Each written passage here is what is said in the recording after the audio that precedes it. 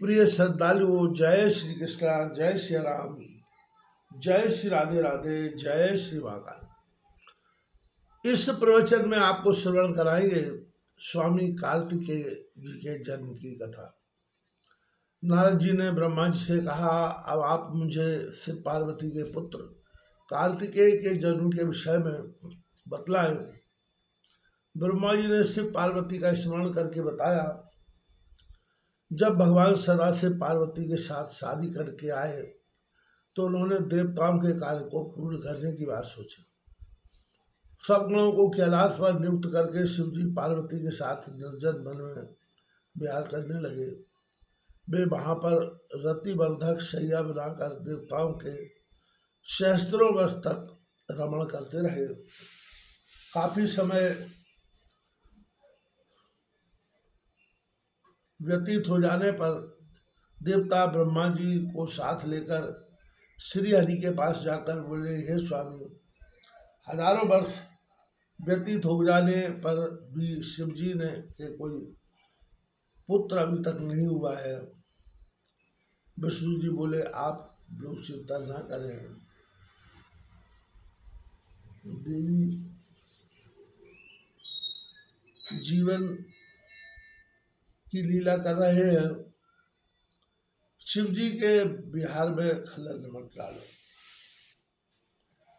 शक्ति और शक्तिमान के रति विहार से तीनों लोग कंपन करने लगे। सभी देवता विष्णु जी के पास साथ भागकर शंकर जी की शरण में पहुंचकर बाहर खड़े होकर उनकी स्तुति करने लगे। कुछ समय बाद भगवान शिव जी अति प्रसन्न हुए। देवताओं ने उनकी बार बार स्तुति करके तारकासुर के भय का दमन कर दिया। भगवान शिव जी बोले, हे देवताओं,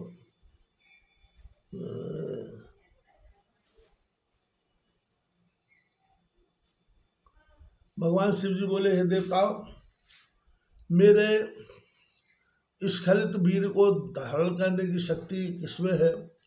इतना कहकर उन्होंने अपना वीर पृथ्वी पर स्खलित कर दिया। देवताओं को प्रेरणा से अग्नि ने कबूतर का रूप धारण करके उस वीर का सजा भक्षण कर लिया। उसी समय वहां पर पार्वती जी कष्टों जो विशेषज्ञों ने कटे हुए द्वार पर से लौटने में देरी हो गई थी, उन्होंने वहां पहुंचकर शिव जी के स्खलित कार्य का दृश्य देखकर क्रोध भर गए। उन्होंने स्वार्थी देवताओं को श्राप दे दिया कि आज से सभी देवांगनाएं बंध्या बन जाएं। तुम मेरे विरोधी हो, इसलिए तुम सभी दुखी हो।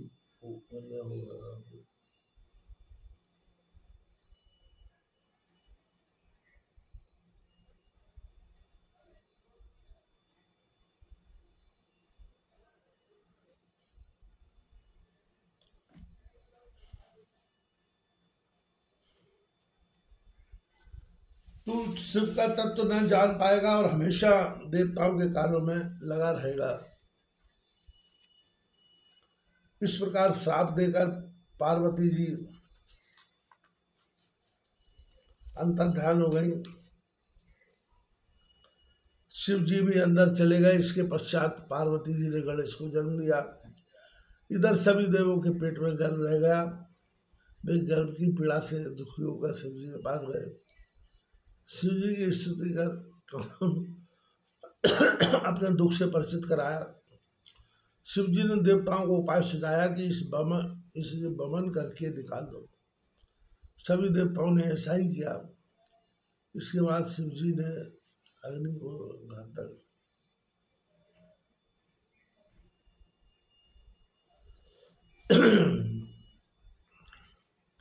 नारद जी ने अग्नि को सलाह दी कि बाघ माय में जो स्त्री प्रयाग में स्नान के लिए आए,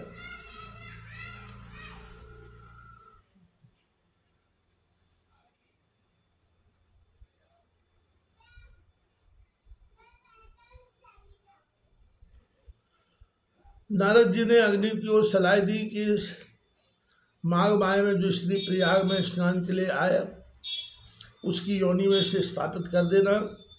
नारद जी के कथनानुसार अग्नि माघ में प्रातःकाल वहाँ आकर प्रज्वलित हो गई।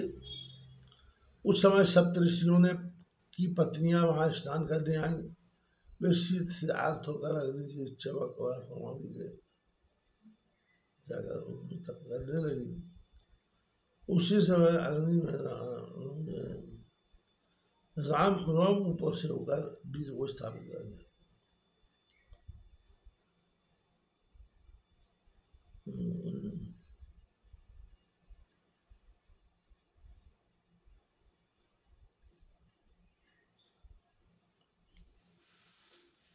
नारद जी ने अग्नि को सलाह दी कि माघ माह में जो स्त्री प्रयाग में स्नान करने के लिए आए उसकी योनि में से स्थापित कर देना। नारद जी के कथनानुसार अग्नि माघ माह में प्रातःकालीन महाकाल प्रज्वलित अग्नि प्रज्वलित हुई।